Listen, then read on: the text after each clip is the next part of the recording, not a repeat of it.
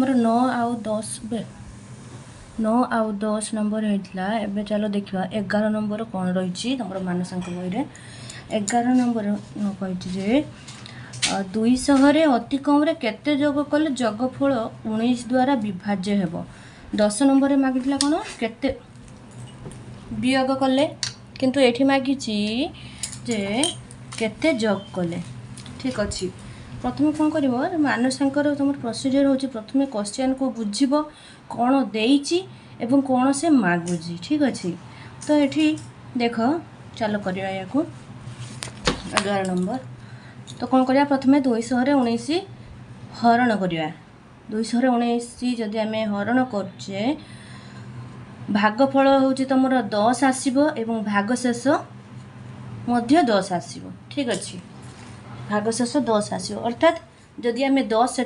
फेड़ीदबा ताहले जो संख्याटे आसब सी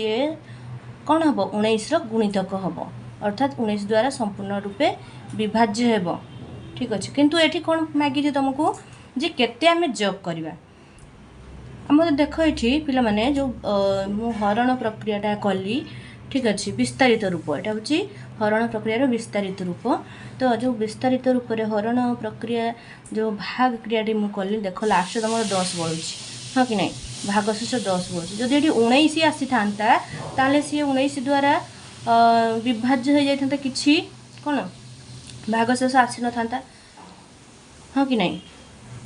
जदि 10 परिवर्तन ये 19 आसी था 19 द्वारा 19 विभाज्य हो जाता माने अर्थात तुम भागशेष 0 आसी था संपूर्ण रूपे विभाज्य होता। ताले देख तो ताले आमर आवश्यक कौन हो भागशेष जदि 19 हुए ताले ता जो कौन हम 19 द्वारा विभाज्य हम ना तो 10 रे केते जोग कले 19 हम 19 रु आम 10 फेड़ीदेले केते 9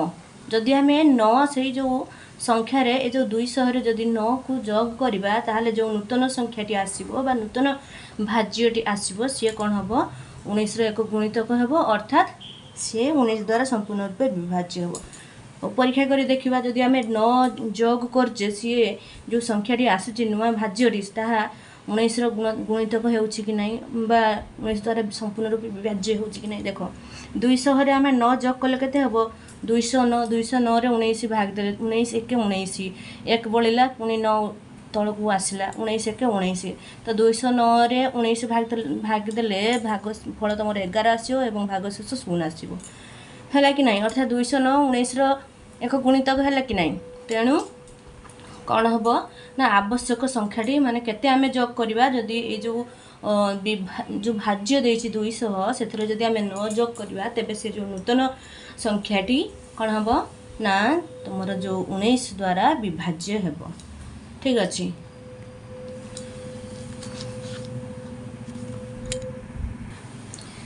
एबे चलो देखो 12 नंबर कौन कही नेक्स्ट क्वेश्चन 150 रु क्यों बृहत्तम और क्षुद्रतम संख्या वियोग कले वियोगफल गुड़िक 9 द्वारा विभाज्य हो ताले तुम ये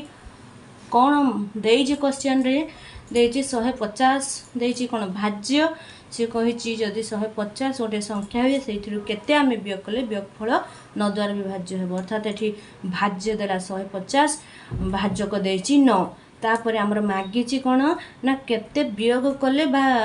जो कौ बृहत्तम संख्या वियोग कले एवं कौ क्षुद्रतम संख्या वियोग कले। ठीक अच्छे तो चलो करवा या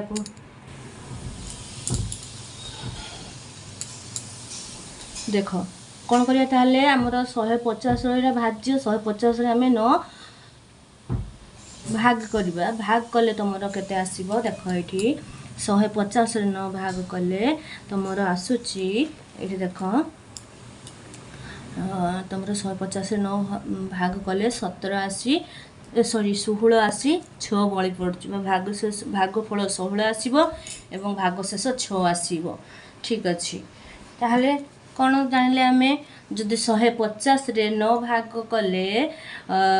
आमर भागफल आसूची 16 भागशेष 6 ताहले क्षुद्रतम संख्या 6 जो भागशेष आसला जदि आम 6 फेड़ी दे थांते ताहले से संख्याटी 9 द्वारा विभाज्य होता हाँ कि नहीं ताहले 6 होउची गोटे संख्या आसला जो जोटा कि आम 150 रु फेड़ी देले जो नूतन संख्याटी आसो 9 द्वारा विभाज्य तो यहाँ गला कौन आमर क्षुद्रतम संख्या जोटा कि 150 रु फेडिबा केते 6 ताले बृहत्तम संख्या केते हेबो बृहत्तम संख्याटी पाइबा पई हेले कोन करबा ना 150 रे 9 फेडिबा एवं ताकू कोन करबा ना भागफल 1 माने 9 रो प्रथमे कोन करबा 9 रे केते गुणिले सॉरी रे देखो तो बृहत्तम संख्याटी पाइबा पई हेले आमे कोन करबा ना यार एटा होची प्रोसीजर कोन ना माने सबुठारु छोट कौन गुणितक 9 रो सबुठारु सान गुणितक को आनिबा ठीक अछि 9 1 9 9 होची 9 रो सबुठारु छोट गुणितक तो ताकू आमे आनिबा तो 9 रे 1 गुणिले 9 तो बळी पड़िला केते 141 तो 141 जदि आमे वियोग कर दिया ये होची सबुठारु बृहत्तम संख्या माने जदि माने 150 क्षेत्र रे जदि आमे 141 को वियोग कर देबा तार 141 वियोग कले केते बळी पड़िबो 9 बळी पड़िबो तो 9 द्वारा 9 विभाज्य 9 1 9 तो आमे कोन करबा 150 रु जदि आमे 141 वियोग कर दोचे तो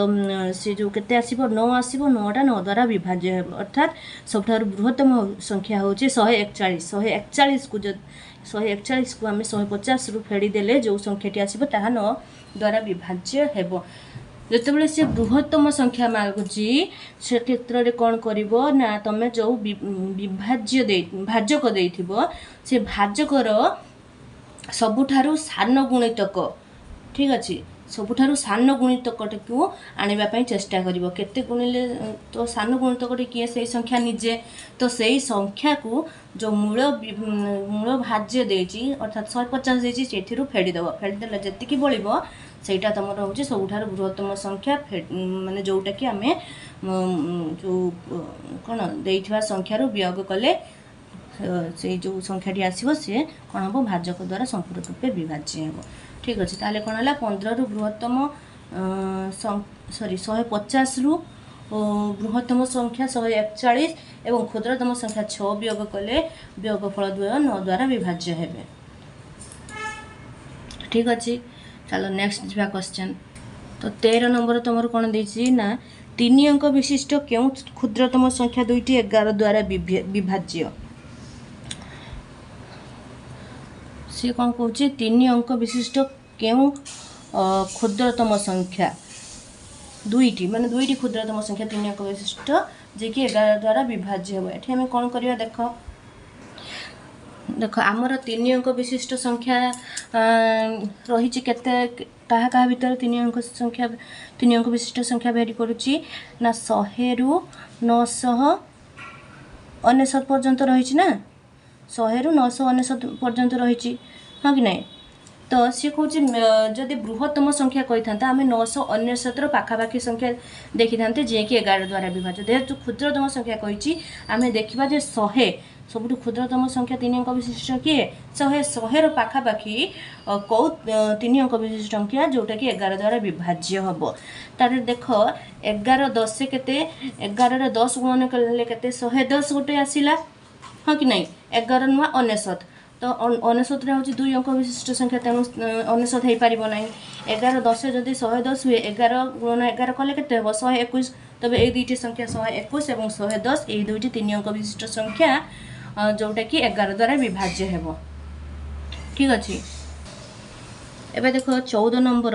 कौन कही ना 3 अंक विशिष्ट क्षुद्रतम संख्यार निकटतम केउ दुईटी संख्या 13 द्वारा विभाज्य हेबो ताहले आमे कौन जानले 3 अंक विशिष्ट से पूर्व भाई आम कौन जानले ना ये सी मागिची कौन ना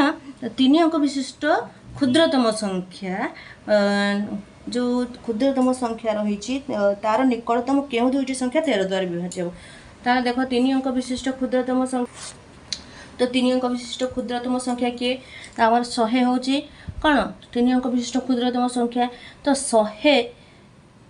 सी कौन कही 13 द्वारा विभाज्य तो 100 रे आम प्रथम कौन कर दिया 13 फेड़ीदे